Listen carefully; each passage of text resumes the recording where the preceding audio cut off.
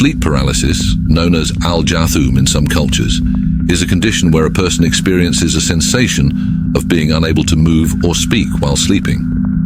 This can be accompanied by feelings of fear or anxiety, and the person may sometimes imagine the presence of supernatural or imaginary entities in the room. In medical science, this phenomenon is known as sleep paralysis, a medical condition that occurs when a person wakes up from sleep and finds themselves unable to move or speak for a few seconds or minutes.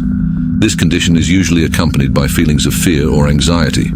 Research indicates that sleep paralysis occurs when the body fails to fully wake up from the REM sleep stage, where dreaming occurs, leaving some aspects of paralysis intact.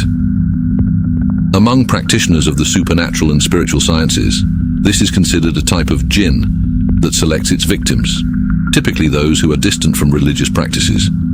During this time, the individual may feel weakened, making it easier for the jinn to take control and possess them, enjoying their distress and inducing fear.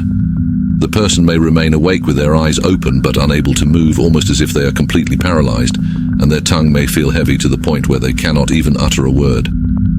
This paralysis and fear may persist for a variable period, gradually fading away. These incidents may occur sporadically or at intervals, depending on the individual's psychological state. I'll share with you a story that happened to one of my closest friends. May he rest in peace. He suffered from severe sleep paralysis, where he felt a presence sitting on his chest, preventing him from opening his eyes. This entity emitted a buzzing sound, similar to that of a bee. He described experiencing all the symptoms we mentioned, occurring every time he fell asleep. It was so terrifying that he began to fear falling asleep altogether, knowing he would experience this terror again. One day, out of desperation, he decided to resist this entity. During one episode, he summoned all his strength and managed to free his right hand, struggling to push away the creature sitting on his chest. As his hand touched the entity, he felt its thin, long, dry fingers, resembling wood.